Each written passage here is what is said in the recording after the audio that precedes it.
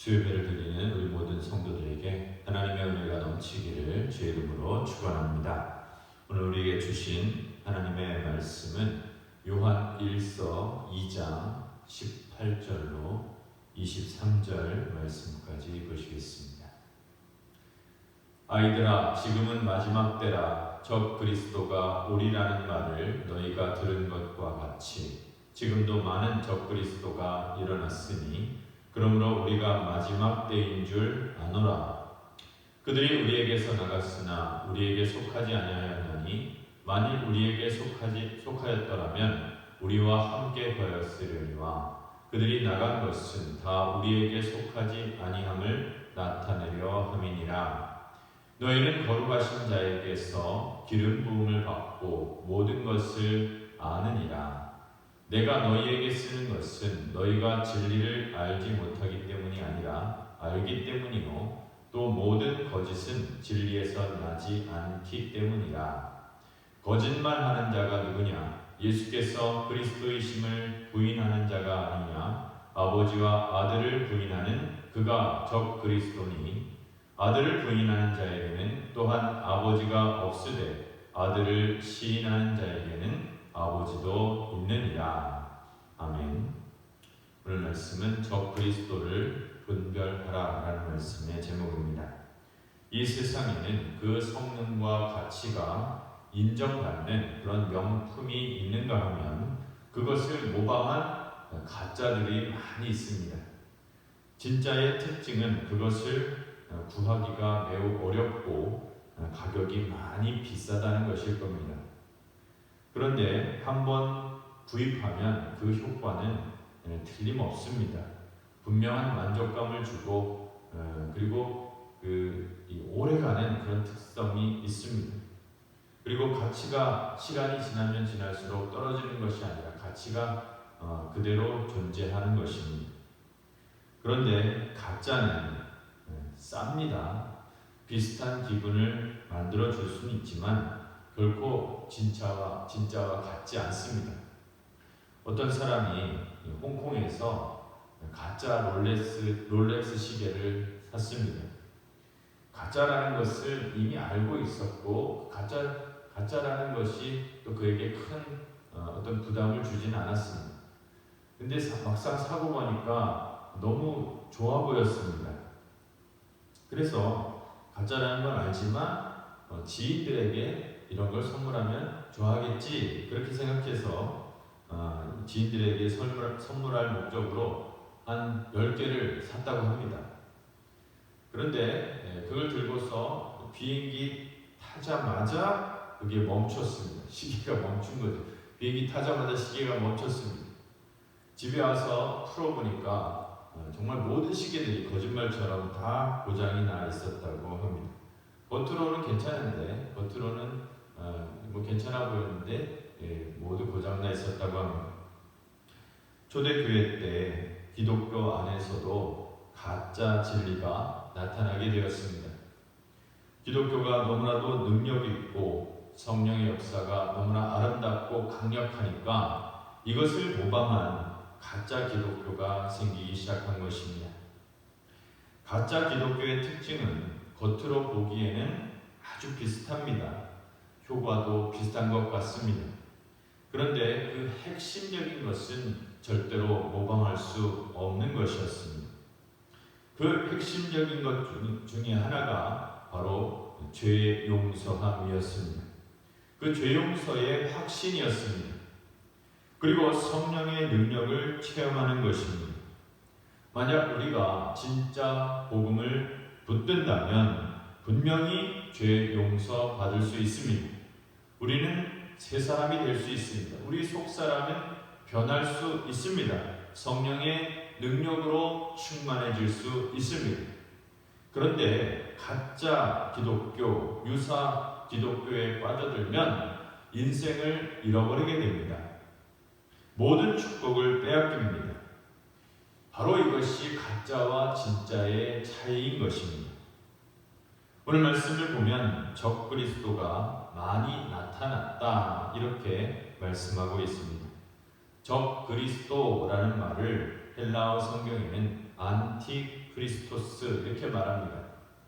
적 그리스도의 특징은 예수 자체를 부인하는 것이 아니라는 것입니다.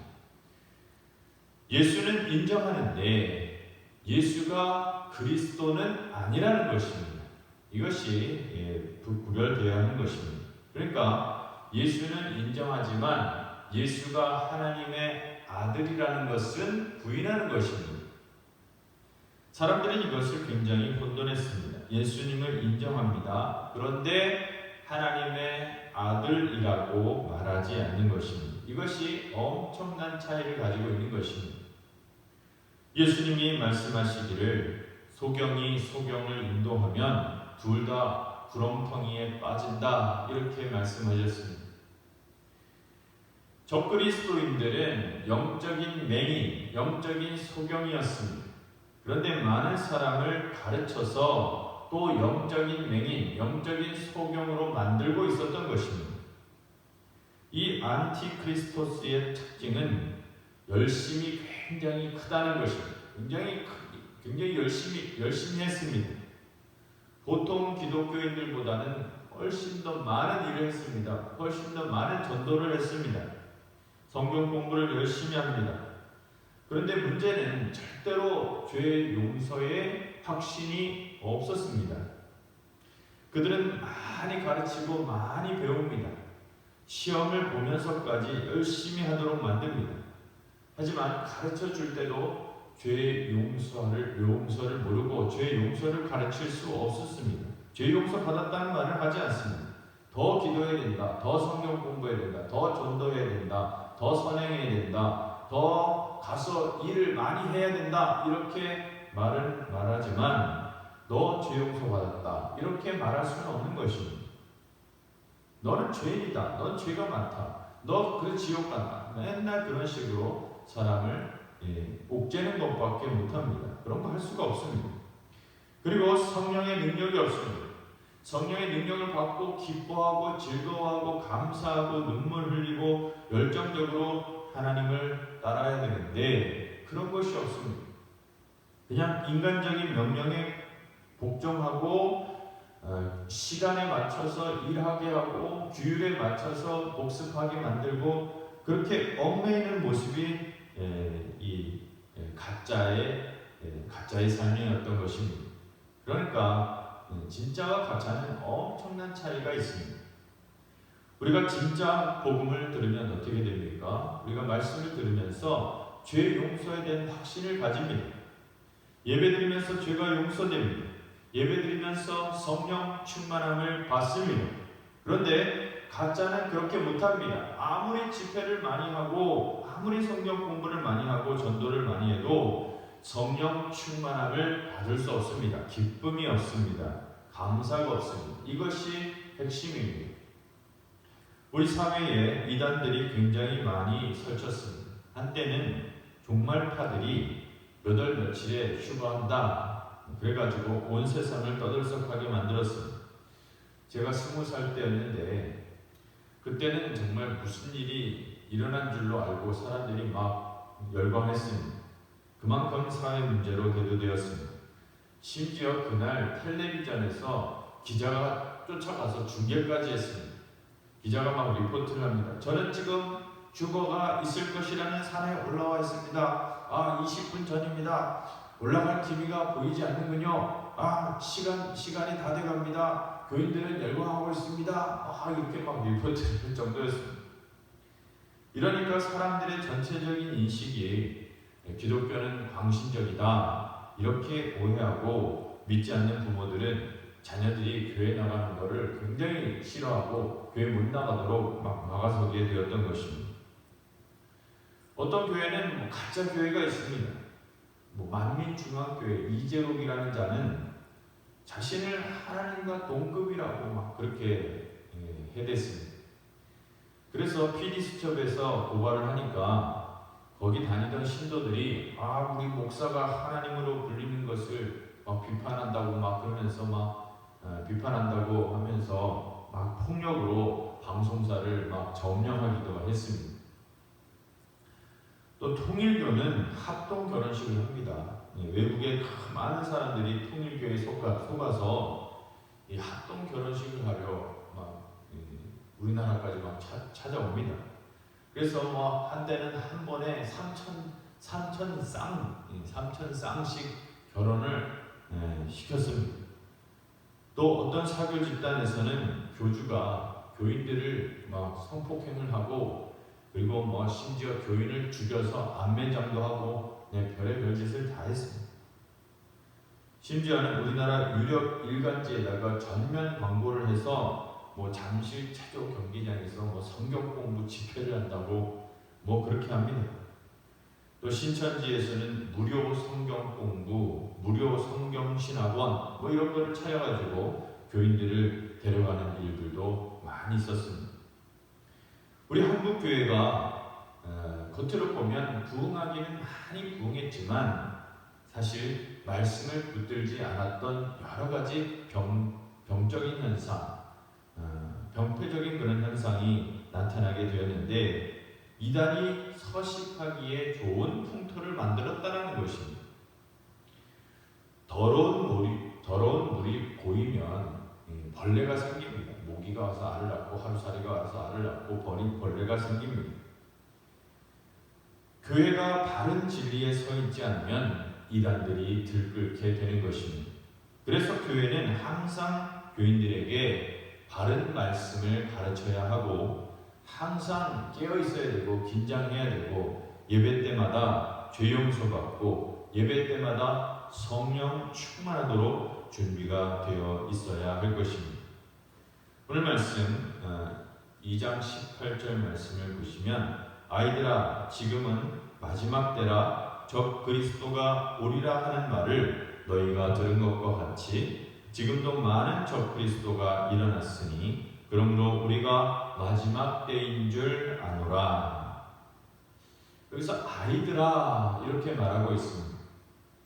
아이들아 이렇게 말한 이유가 있습니다. 아이들은 영적 분별력이 없는 사람을 말하는 것입니다. 영적 분별력이 없는 사람은 누구의 말도 잘 들으려고 하고 누구의 말도 잘 따라가려고 합니다. 아이들은 어른 말을 잘 듣습니다. 아이들은 심성이 착하니까요. 그리고 아이들은 분별력이 없으니까요. 그래서 어른들이 말하면 잘 들어줍니다. 그래서 뭐 요즘 아이들은 그렇지 않지만 그래도 몇 년 전만 해도 과자 주면 아이들이 막 따라갔습니다.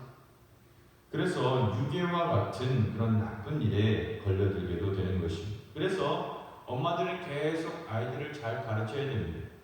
모르는 사람이 가자고 하면 절대 가지 말아라. 모르는 사람이 뭐 신기한 걸 준다고 해서 게임 아이템 준다고 해서 뭐 과자 준다고 해서 따라가지 말아라. 이렇게 가르쳐야 되는 겁니다. 그래서 엄마들은 아이들에게 어른들을 의심하는 것부터 가르쳐 줘야 됩니다. 그래야 아이들을 보호할 수 있습니다. 뭐 슬픈 일이긴 합니다만. 초대교회 교인들은 너무 순진했습니다. 예수 믿는다 하면 다 집에 들여주고 예수 믿는다 그러면 다 들어오라고 해서 밥 주고 재워주고 막 말씀 듣고 막 섬겨주고 막 그랬던 겁니다. 그걸 좋은 마음으로 한 거죠. 그런데 그 중에 엉터리들이 있었습니다. 이단들이 있었던 것이죠.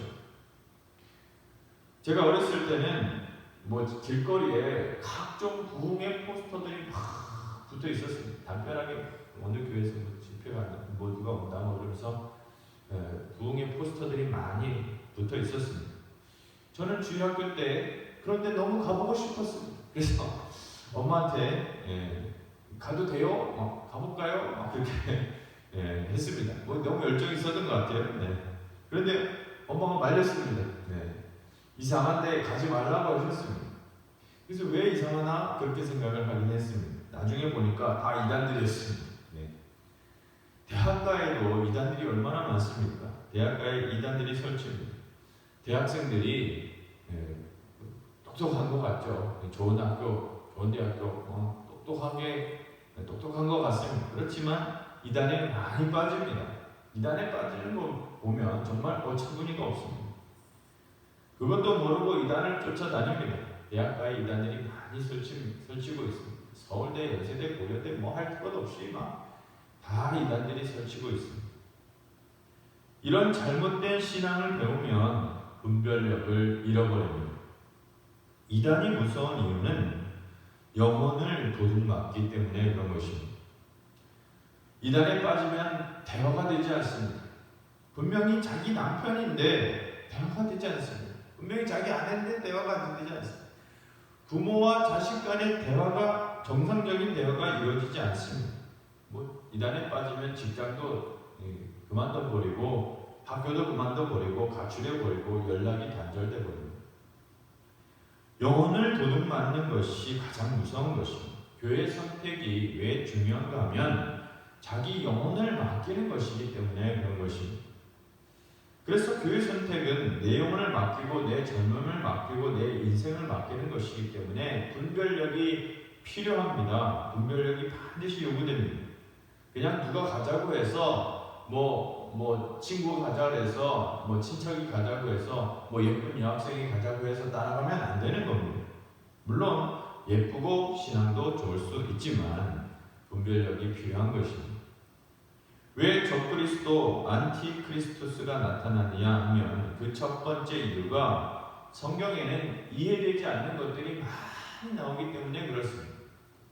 성경을 인간이 썼다고 하면 이해가 될 것입니다. 그런데 하나님이 쓰셨기 때문에 하나님의 영감으로 쓰여졌기 때문에 절대로 이해되지 않는 것들이 많이 있습니다. 그 중에 기적과 같은 것들이 있습니다. 기적은 이해가 되지 않는 겁니다. 예를 들어 예수님이 물 위를 걸으셨다든지 홍해가 갈라졌다든지 죽은 사람이 살아났다든지 눈먼 장님이 눈을 뜨게 되었다든지 이해되지 않는 겁니다. 설명할 수 없는 겁니다. 더 믿어지지 않는 것은 예수가 하나님의 아들이라는 사실입니다. 예수는 분명히 인간인데 사람인데 어떻게 하나님의 아들이냐? 분명히 죽었는데 어떻게 하나님의 아들이냐? 믿어지지 않는 것입니다. 특히 성경을 읽어보면 성부, 성자, 성령 하나님이 계신데 이건 절대로 인간의 머리로는 이해되지 않습니다.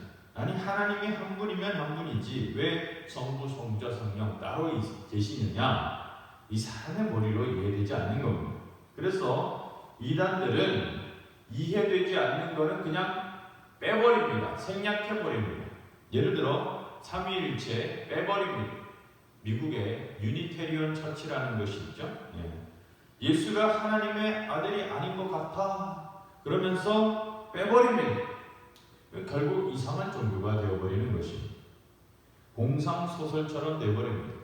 비슷한 것 같은데 다릅니다. 원작과 모작은 다른 겁니다. 모방한 작품은 비슷한 것 같지만 원작이 가지고 있는 파워, 감동, 굉장한 깊이 이런 것들이 없습니다. 그냥 천박하고 그냥 이 수준 낮은 것에 불과한 것입니다.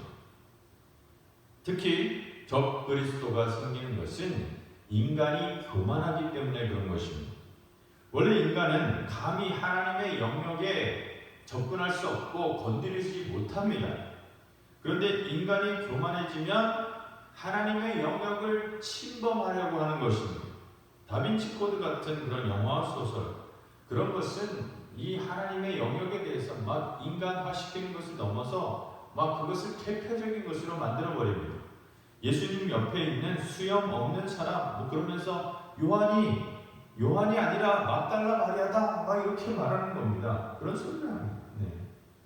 그러면서 항상 예수님이 막달라 마리아를 그렇게 이 부인처럼 데리고 다녔다는 겁니다.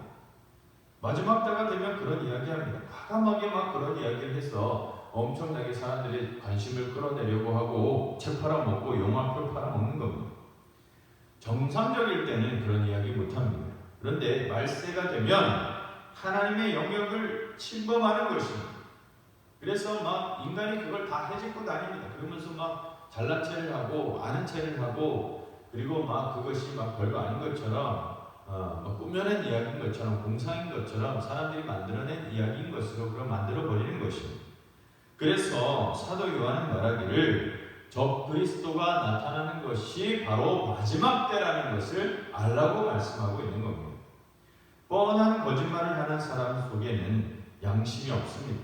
정치인들 중에는 뻔한 거짓말을 하는 사람들이 있는데 양심이 없는 사람입니다. 절대로 책임을 지지 않습니다. 가짜입니다. 진짜의 특징은 무게가 있습니다. 감동이 있습니다. 효과가 틀림없습니다. 진짜 복음을 들으면 예배를 드리면서 성령의 역사가 나타나게 됩니다. 죄 용서함이 나타납니다. 길이 열리고 기도의 응답이 나타나게 되는 것입니다.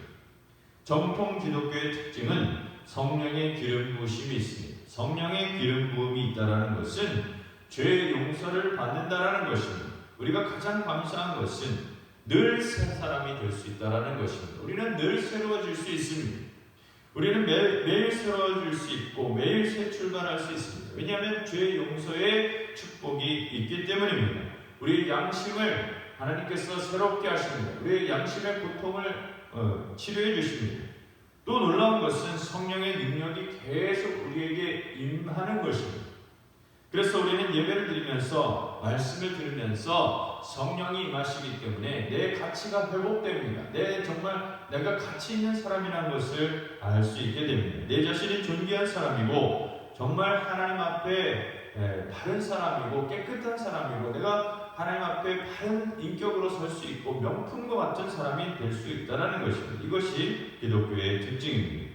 사랑하는 성도 여러분, 우리가 거짓되고 포장된 말에 속지 말고 진리를 분별할 수 있도록 영적인 지혜를 충만하게 받게 해달라고 우리는 기도해야 할 것입니다.